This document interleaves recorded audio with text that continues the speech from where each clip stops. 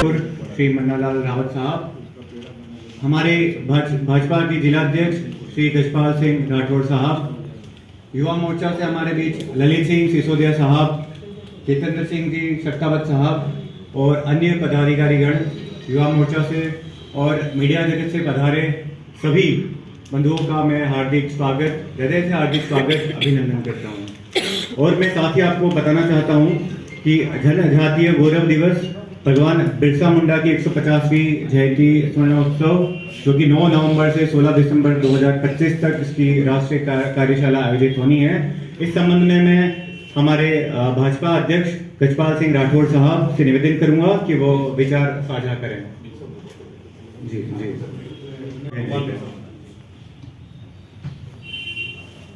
आप सभी को प्रणाम। प्रेस के सभी बंधु यहाँ तो पधारे हैं, पहले पधारे हैं, आप सभी को राम राम, जय नवाज।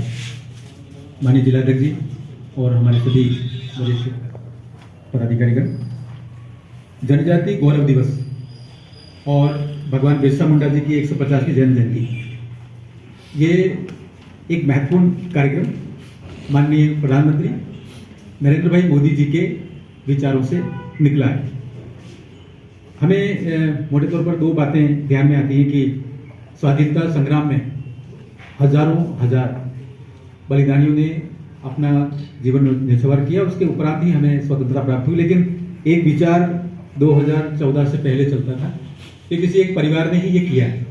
तो ये एक छोटी जो स्थिति बनी थी, ग्रंथि बनी थी, उससे बाहर निकल गए।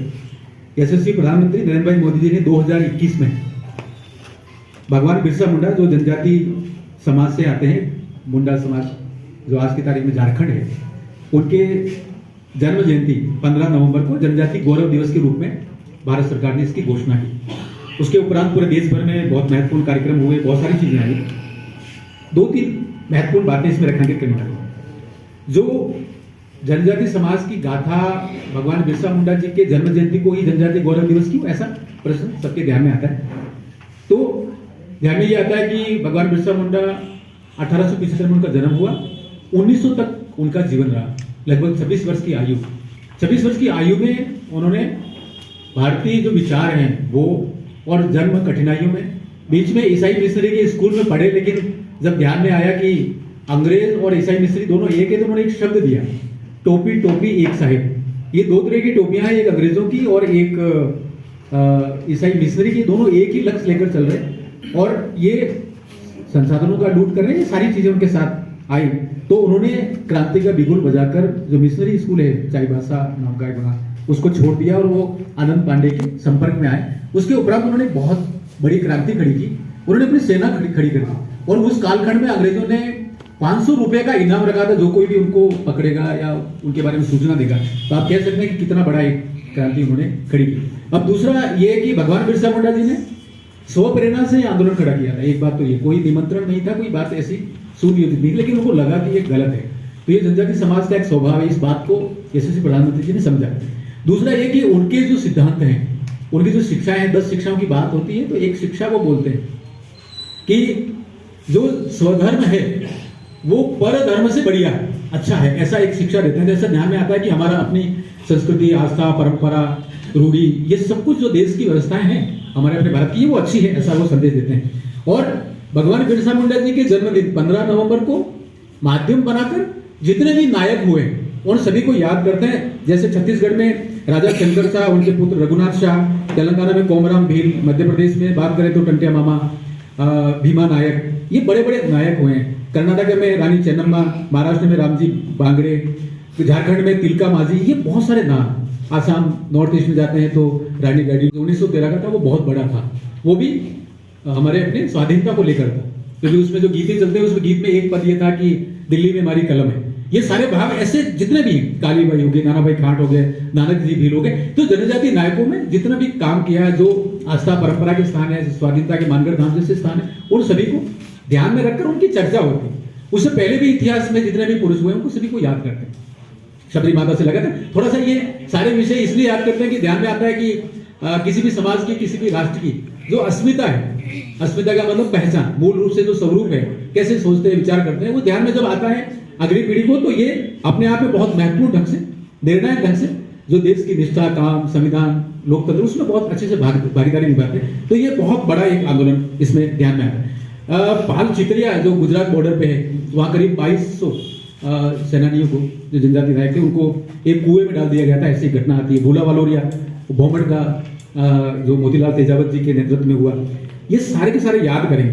तो अब ये जो प्रश्न है वो उस कालखंड में उपजा है जब आजादी का अमृत महोत्सव का कालखंड चल रहा था। पूरे देश के जो जितने भी अनगिनत अनसन जिनकी कभी चर्चा नहीं हुई, ऐसे गुमनाम हीरोज की चर्चा हुई, उसमें से एक हीरो मुझे लगता है भगवान बिरसा मुंडा जी निकले हैं। और ये सारी चीजें, अब इस बारे में पार्टी क्या करने वाली है। पिछले दिनों राष्ट्रीय कार्यशाला का आयोजन हुआ, हम स्वयं उसमें थे, निर्देश प्राप्त हुए कुछ कार्यक्रम करने। जो कार्यक्रम करने उसमें सरकार कैसे उसको आयोजन करेगी, पार्टी भी उसमें अपनी भागीदारी निभाएगी। शोभा यात्रा, जनजातीय कला समूह, प्रदर्शनी, ये सारी चीजें तो होंगी अपनी जगह पर, लेकिन जनजातीय विकास की जितनी योजना है उनकी भी चर्चा हो। तो एक योजना का थोड़ा संकेत रूप में आपको बताऊं, धरती आबा जनजातीय उन्नत ग्राम अभियान। स्वतंत्र भारत में संभवतः ये जनजातीय क्षेत्र के विकास के लिए सबसे बड़ी योजना। यशस्वी प्रधानमंत्री जी ने इसमें 79,000 करोड़ से अधिक राशि इसमें आवंटित की है। 25 योजना है और दृष्टि ये रखी है कि जितनों को लाभान्वित करना सभी को करो। इसको अंग्रेजी में बोलते हैं सैचुरेशन। ये सैचुरेशन लेवल पर लाओ, थोड़ा थोड़ा ट्रिकल डाउन, थोड़ा थोड़ा सबको देना और चुनावी तरीके से, राजनीतिक करने के तरीके से झूठ मूठ बोलना, ये नरेंद्र भाई मोदी जी, एनडीए और भाजपा की उसमें विचार में नहीं। जब भला करना है तो कर दीजिए। ये एक योजना, ऐसी बहुत सारी योजना है। उन सभी योजनाओं का इसमें चर्चा भी होगी। और यूनिवर्सिटी में जो ट्राइबल स्टडीज चेयर है या जनजाति अध्ययन केंद्र है, ऐसी स्थापना का भी घोषणा होगी। और अब पार्टी इसमें जो करेगी उसमें जनजाति कल्याण और नायकों की बात तो अपनी जगह पर, लेकिन उसमें ऑफलाइन ऑनलाइन प्रतियोगिताएं और जो ट्रेडिशनल नॉलेज सिस्टम, जो चिंतन है, जीवन मूल्य जिसको बोलते हैं, मेवाड़ी कैसे विचार करते हैं, उस पर भी बात करेंगे। डॉक्यूमेंट्री, फिल्म निर्माण, किताबों का इसमें जो प्रकाशन यदि हुआ तो वो, अगर प्रकाशन नहीं हुआ तो कुछ विषय उसके लिए जारी करवाएंगे, समाज के सामने ले जाएंगे। आपको ध्यान होगा कि 2022 में जब राष्ट्रपति जी का चुनाव हुआ तो द्रौपदी मुर्मू जी को, एक आदिवासी बेटी को, और प्रधानमंत्री, यशस्वी प्रधानमंत्री जी ने एक कैंडिडेट के रूप में उतारा और आज की तारीख में वो राष्ट्रपति के रूप में काम करेंगे। ये भी अपने आप में गौरव की बात है। ये सारे विषय, ऐसे बहुत सारे विषय। नेशनल टीआरआई का गठन हुआ, तो एकीकृत ढंग से पूरे भारत की जो पॉलिसी है उसका लेखांकन कैसे होना है। 700 से अधिक active model residence. Press media, electronic media के पत्रकार बंधुओं, महत्वपूर्ण विषय हम सबको पता है, संधार 150, और जिसके बारे में राष्ट्रीय स्तर का ये जो कार्यक्रम है, लोह पुरुष सरदार वल्लभ भाई पटेल जी की 150वीं जन्म जयंती है। 31 अक्टूबर 1875 उनका जन्म हुआ था, और जिसके लेकर देश के प्रधानमंत्री नरेंद्र मोदी जी ने विकसित और आत्मनिर्भर भारत की जो कल्पना की है, एक भारत श्रेष्ठ भारत की कल्पना की है, और इस मिशन को जोड़ते हुए जन भागीदारी की एक सच्चा राष्ट्रीय अभियान देश के प्रधानमंत्री ने चलाया है। इस अभियान में युवा कार्यक्रम, जिसमें खेल मंत्रालय, भारत और राजस्थान सरकार की सहभागिता रहेगी, एनएसएस, एनसीसी, इनकी भी सहभागिता रहेगी, और भारतीय जनता पार्टी की पूरी सहभागिता इस कार्यक्रम में रहेगी। क्योंकि इसकी पहल 6 अक्टूबर को भारत के प्रधानमंत्री जी ने और मनसुख मंडाविया जी, जो इस मंत्रालय के मंत्री है, उन्होंने इस पहल की शुरुआत की। क्योंकि सीधी बात पे गया तो समय की सीमा भी है। कार्यक्रम का उद्देश्य युवाओं को, उनमें देशभक्ति का जज्बा कैसे जगे और एकता का, राष्ट्रीय एकता का भाव उसमें कैसा पैदा हो, इसको लेकर सरदार पटेल के बिखरे हुए भारत को, जब उसमें 550 से अधिक देशी रियासतों का एकीकरण का काम सरदार वल्लभ भाई पटेल ने किया था, और एक भारत श्रेष्ठ भारत की कल्पना देश के प्रधानमंत्री नरेंद्र मोदी ने की, उसी भाव के साथ इस कार्यक्रम का आयोजन किया गया। और इसको लेकर इसी माह की 26 तारीख को राजस्थान की कार्यशाला हुई थी, उसमें मैं उपस्थित था, ललित सिंह जी भी उपस्थित थे, माननीय मुख्यमंत्री जी भजनलाल जी शर्मा, प्रदेश अध्यक्ष जी मदन जी राठौड़ साहब, खेल मंत्री राज्यवर्धन सिंह जी राठौड़ साहब का मार्गदर्शन प्रदान हुआ था। अनेक कार्यक्रम इसके लिए होने वाले हैं। आज प्रेस कॉन्फ्रेंस का आयोजन किया गया। एक निबंध प्रतियोगिता 10 अक्टूबर से 2 नवंबर तक होगी। उसका विषय रहेगा राष्ट्रीय एकता, नागरिक जिम्मेदारी का कार्यक्रम उस निबंध प्रतियोगिता के माध्यम से रहेगा। और राष्ट्रीय रील प्रतियोगिता, क्योंकि ये भी 10 अक्टूबर से चलेगी, का संदेश, राष्ट्रीय भावना का संदेश, उसके माध्यम से होगा। ऑनलाइन क्विज प्रतियोगिता का आयोजन भी किया जाएगा, जिसके लेकर एकता और नागरिकों का कर्तव्य, हमारा अधिकार क्या हो, जिसके बारे में जानकारी दी जाएगी। और अनेक राष्ट्रीय विषय पर, वर्तमान पर विषय पर चिंतन भी होगा। ऐसे बहुत सारे कार्यक्रम होगा, क्योंकि ये महत्वपूर्ण एक अभियान है। 150 वर्ष पूरे हुए सरदार वल्लभ भाई पटेल को, और जिनको लेकर पद यात्रा अनेक स्थानों पर तय हुई। राजस्थान की पद यात्रा भी जयपुर से निकलेगी, और उसके बाद में उदयपुर की, क्योंकि 12 तारीख को हमने तय की शहीद स्मारक से एक विशाल पद यात्रा का भारतीय जनता पार्टी के रहेंगे। सामाजिक क्षेत्र में, राजनीतिक क्षेत्र में, रचनात्मक क्षेत्र में, धार्मिक क्षेत्र में, और अनेक जो सरकारी क्षेत्र में जो भी एनसीसी है या अनेक जो विभाग है, उनकी सबकी सहभागिता रहेगी। एक बहुत बड़ी रैली शहीद स्मारक टाउन हॉल से शुरू होगी, जो बापू बाजार होते हुए, स्थल मंदिर होते हुए, जीनी रेट होते हुए, धान मंडी होते हुए, दिल्ली गेट होते हुए, जिसका समापन टाउन हॉल में होगा। इसका मुख्य उद्देश्य यह रहेगा कि युवाओं में नशा मुक्ति का, जिस प्रकार से नशा के और युवा कहीं की वर्तमान में दिग्भ्रमित हो रहे हैं, नशा मुक्ति के लिए ये रैली का आयोजन किया जाएगा।